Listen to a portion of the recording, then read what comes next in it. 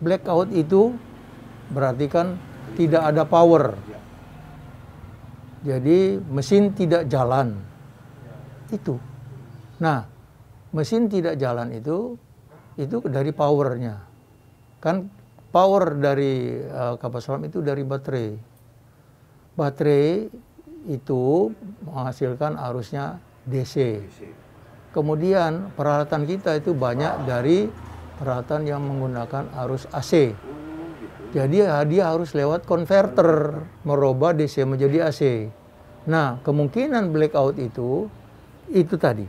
Konverternya itu ada trouble, atau baterainya mengalami masalah. Kalau masalah yang paling besar ya dia bisa kebakaran, dia bisa kemasukan air di ruang baterai.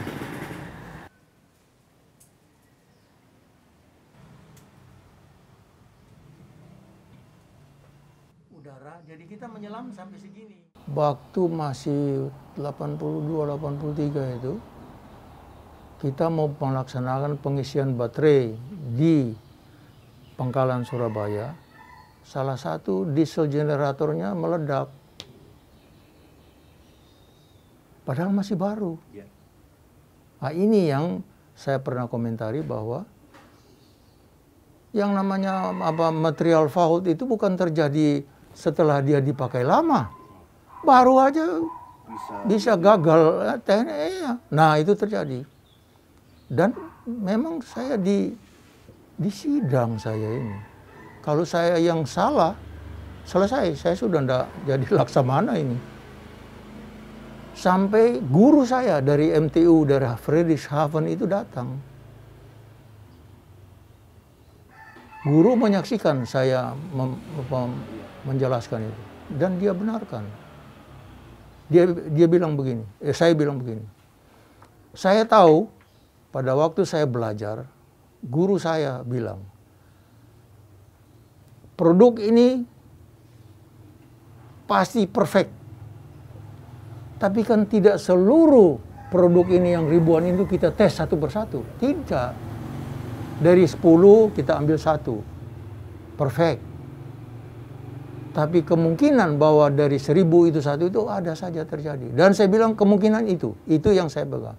Karena seluruh prosedur pemeliharaan, seluruh prosedur untuk menjalankan diesel itu, sistemnya saya tahu dan saya laksanakan, saya kerjakan betul. Tapi karena ada fault material, faultnya dia materialnya lemah kan. Begitu start, langsung stop, jebol. Tapi terakhir saya dibenarkan. Dan saya boleh terus di Angkatan Laut. Kalau tidak saya sudah selesai. Itu yang pertama. Yang kedua, waktu kita pulang berlayar dari perairan Filipina. Ada tugas intelijen ya. Kita melaksanakan pengisian baterai. Pengisian baterai di bawah permukaan. Artinya kita melaksanakan pengisian baterai supaya kita tidak terdetek oleh lawan karena tidak terlihat. Jadi hanya terlihat hanya tabung saja itu untuk mengemaskan air udara ke diesel. Nah,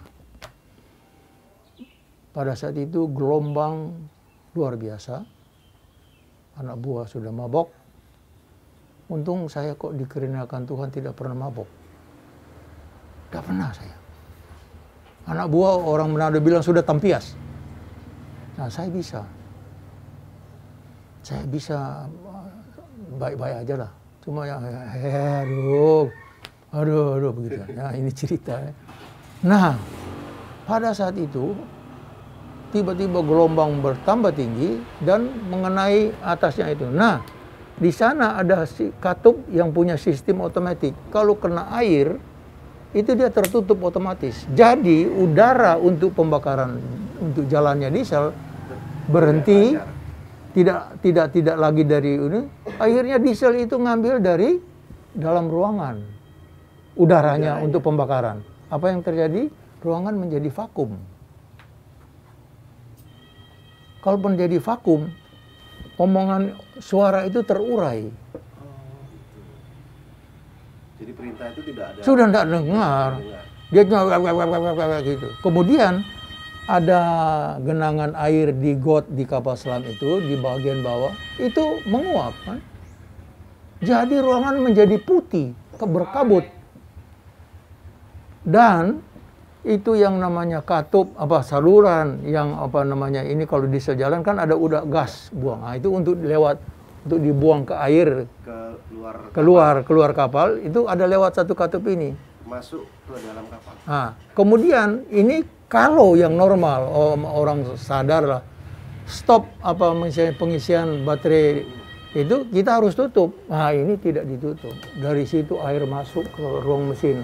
Tenggelam mesinnya 4-4. Kapal menjadi berat dan kapal jatuh.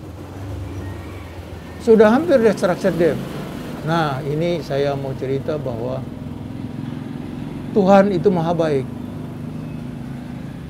Karena ya saya berdoa. Pendek, Tuhan tolong saya. Begitu amin, saya lihat itu katup itu yang harus saya tutup. Atau harus ditutup anak buah. Akhirnya saya sendiri yang lompat tutup. Begitu tutup, saya perintahkan anak buah. Maksudnya cek ke belakang. Saya sudah tidak bisa ngomong. Oh dia. Berarti sudah tidak masuk lagi airnya. Langsung 2 pompa, saya bilang. Jalan. Langsung pompa. Kapal berhenti jatuh. Di situ kita diselamatkan. Nah, disitulah saya dipuja-puji. Padahal anak buah sudah ada yang berdarah telinga. Itu kekurangan oksigen ya? Bukan kekurangan oksigen, udara vakum. Tidak ada satu atmosfer, jadi hampir hampa udara lah. Karena itu disedot sama mesin tadi. Disitulah saya dipuja-puji sama anak buah. Padahal saya bilang tidak, ini Tuhan. Tidak. Di situ saya menjadi manusia yang dikenal sampai sekarang oleh Satuan Kapal Selam karena sejarah itu saya menyelamatkan KRI Nanggala. Itu. Kalau yang lain biasa, operasi biasa. Saya hanya mendapat informasi lewat Panglima sama Kasal bilang pada saat dia minta izin untuk menyelam kan. Setelah dia menyelam, tunggu berapa menit, kok tidak ada informasi lagi bahwa dia sudah aman, sudah apa. Nah, saya langsung aja. Untuk menyelamkan kapal, itu atau begitu kita keluar dari pangkalan untuk berlayar, itu yang namanya kondisi anak buah, kondisi peralatan, ya, itu sudah melewati pengecekan. Anak buah sudah dilatih lagi untuk mengawai peralatannya. Jadi sudah perfect, walaupun alat itu sudah tua. Tapi alat itu kan ada sistem pemeliharaan gitu. Kalau pemeliharaan tidak baik, pada waktu dicoba itu tidak jalan. Saat sudah keluar pangkalan? Iya, jadi kalau dia sudah keluar pangkalan, itu sudah melewati tes. Dan sudah melewati latihan untuk anak buah, bahwa mereka sanggup berlayar. Mengawai kapal itu berlayar dan bertempur. Nah, setelah kapal keluar dari pangkalan, tentunya akan beroperasi. Pasti dia menyelam. Hal pertama yang dikerjakan oleh kapal itu adalah pengetriman untuk mendapatkan daya apung 0. Daya apung negatif itu kapal berat, kapal jatuh. Kalau positif dia tidak akan menyelam-menyelam. Nah, untuk menyelamkan kapal itu, kapal selam ini ada tangki-tangki pemberat pokok. Itu diisi dulu. Kalau itu sudah penuh dan kapal tidak bisa masuk, itu ada lagi tangki pengatur untuk diisi. Itu sudah disahin lah. Dan itu sebelum itu perhitungan istilahnya buku trim untuk mengukur berat badan itu sampai dia untuk dapat 0 itu ada. Letak bahan itu tidak boleh sembarang kan di kapal selam. Dia tidak boleh oleng, tidak boleh Tidak boleh trim. begini ya. Nah, dia butuh baru harus istilahnya daya apungnya 0. Kalau daya apung 0, itu melayang kapal. Jadi kita bisa seenaknya bawa dia. Berarti kapal itu siap untuk menyelam. Jadi harus melewati pengetriman. Dan itu tidak lama.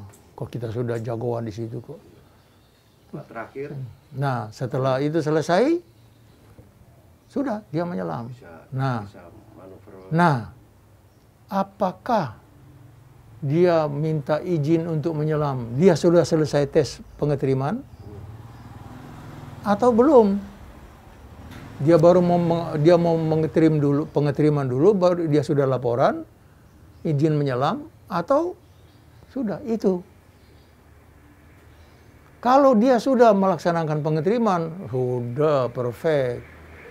Nah, itu kalau itu sudah terjadi, berarti betul bahwa dia blackout. Jadi dia sudah oke semua. Yang namanya kecelakaan kan bisa aja terjadi kan. Misalnya baterai itu tiba-tiba terbakar. Baterai tiba-tiba kemasukan air laut karena bocor. Atau tadi yang saya bilang konverternya itu Mungkin ada trouble. rusak. Tapi untuk kalau cuma mengatasi konverter itu ada caranya, gampang kok. Yang paling berbahaya itu pada saat dia proses menyelam, kemudi yang untuk menyelam keluar kan, untuk membawa ke kedalaman lebih. Setelah itu kan diatur gitu itu. Menuju 10 meter, keluarin lagi. Kan harus Begitu dia nyampe, nolkan lagi, ada masuk lagi. step-stepnya atmosfer itu kan Pak. Bukan atmosfer, ininya, si kemudinya untuk membawa dia. Sudah tidak ada cerita atmosfer lagi. Karena pasti di ruangan itu pada saat orang mau menyelam itu satu atmosfer ambien itu, bukan atmosfer absolut loh ya. Ya seperti gini.